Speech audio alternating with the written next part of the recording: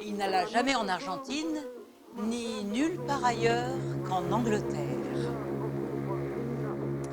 Montmartre lui suffisait pour se sentir au centre du monde, qu'il soit dans un bordel de luxe ou au Moulin Rouge, vers où convergeaient les voyages nostalgiques, les danseuses, les poètes, les étoiles du cirque et les puissants de la terre.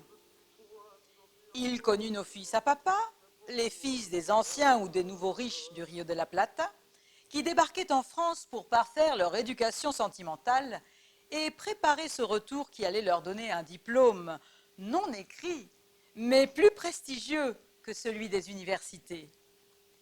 Il dut à peine les remarquer, car il était né avant la génération qui viendrait à Paris, non seulement pour mener la grande vie, mais aussi pour y triompher, en jetant l'argent par les fenêtres et en se sauvant la mise grâce à une arme imparable, le tango.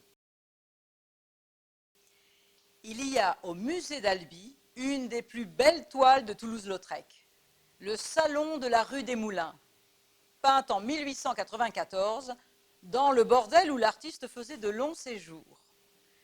On y voit au premier plan l'une des pensionnaires assise sur un sofa rouge et regardant au loin, le profil un peu perdu dans la distraction ou dans l'attente du prochain client, une jambe tendue et l'autre repliée.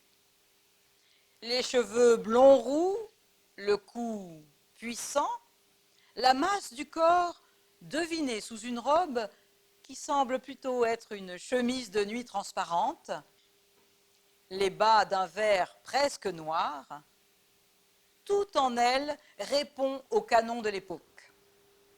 Le profil est aigu, coupant. Cette femme s'appelait Mireille. Elle fut l'une des bonnes amies de Toulouse-Lautrec. L'expression « marchand de viande » laisse rêveur, car elle peut avoir deux sens. Mais des amis français m'assurent que jamais Lautrec n'aurait employé cette expression s'il avait voulu parler des proxénètes en train de recruter de la matière première pour la vie galante des Porteignes.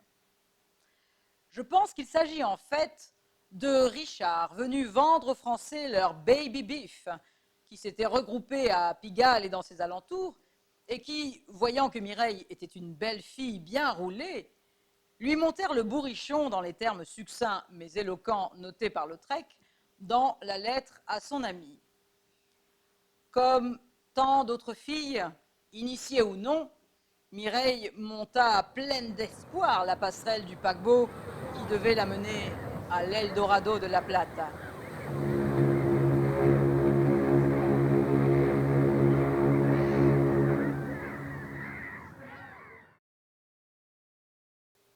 À vrai dire, si Lautrec se fût décidé à venir à Buenos Aires avec Mireille, on fait des choses pires dans la vie, il aurait eu l'agréable surprise d'y trouver plus d'un salon comme celui de la rue des Moulins.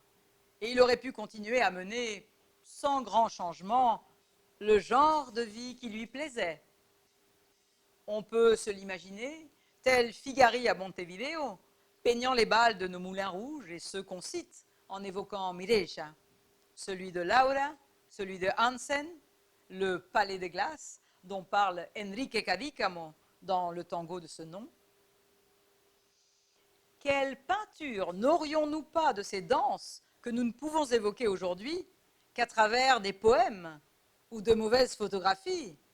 Quel dommage! Un simple nom de femme, ai-je dit. Et je pense à l'Yvette de Pasquale Contursi, aux vers qu'il écrivit pour le tango de Berto, qui pourtant n'ont rien de français et qui auraient laissé Lautrec indifférent. On y apprend qu'une certaine Yvette était une fille du faubourg. Et quelle fille! À la porte d'un tripot, un micheton ivre se rappelait son passé, car la fille l'avait plaqué. Alors, si la syntaxe laisse à désirer, la description des relations entre le micheton et Yvette est savoureuse. As-tu donc oublié que j'ai volé pour faire bouillir la marmite? As-tu donc oublié qu'en cabane, je t'envoyais des carnets remplis de jolis poèmes qui me venaient du cœur? As-tu donc oublié que c'est avec moi que tu as mis ton premier chapeau et cette ceinture de cuir que j'avais fauchée à une autre? Sans parler de ceci, qui n'eût pas laissé indifférente Helena Rubinstein. Écoutez plutôt. As-tu donc oublié que je t'apportais cette crème à la laitue qui effaça de ton visage jusqu'à la dernière ride? Eh bien, messieurs, ce petit bijou s'appelait Yvette. Et bien sûr, quelqu'un d'aussi expérimenté que M. Lautrec lui aurait trouvé des ressemblances canailles avec beaucoup de pensionnaires de ses maisons préférées. Parfois, ce n'était pas seulement un nom ou une allusion, mais le sujet central du tango qui imposait la présence de la France. Ainsi, dans ce jeu du temps qui tout à la fois sépare et rapproche, Lautrec aurait-il pu écouter, entre autres, ce tango où la nostalgie et l'envie d'être à Paris finissent par devenir musique et poésie pour célébrer, et je me demande ce que cela a à voir avec nous, rien de moins que la dame aux camélias elle-même.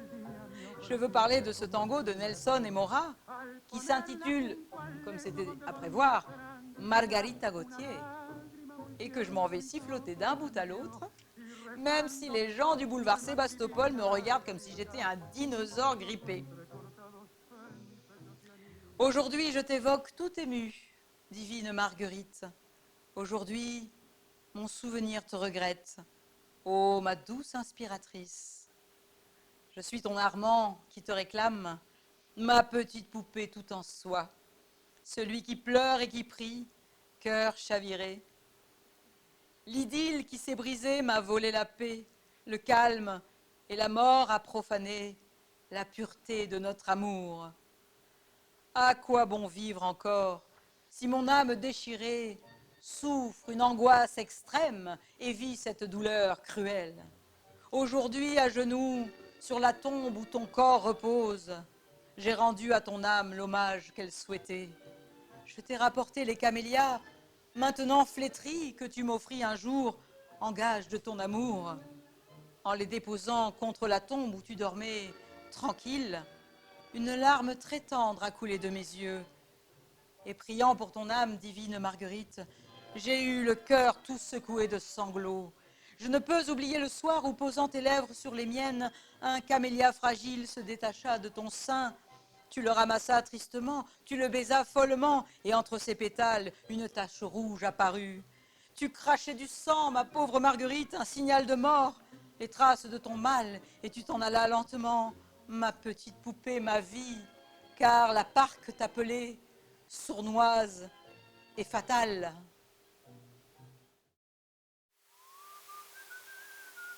Siffloter de vieux tangos m'aide autant à vivre qu'en d'autres temps un air de Peter Baker, de Duke Ellington, de Charlie Parker ou de Jacques Brel. Il y a de ces journées qui vous tombent dessus comme un chat de gouttière et qui vous labourent le visage dans une dégelée de coups de griffe. Alors, à n'importe quel coin de la rue, vous allumez une autre cigarette et le sifflotement naît tout seul. Vous l'écoutez comme s'il était sifflé par quelqu'un d'autre, tandis que vous marchez, les mains dans les poches. C'est parfois Flores Negras, ou Save It Pretty Mama, ou Le Plat Pays, qui est un peu le mien, car j'y suis née. Je pense que les marchands de viande durent aussi dire à Mireille qu'une blonde aux yeux bleus aurait du succès à Buenos Aires. La fin des deux histoires est qu'il reste d'elle sans doute quelques tangos, et de lui cette anecdote.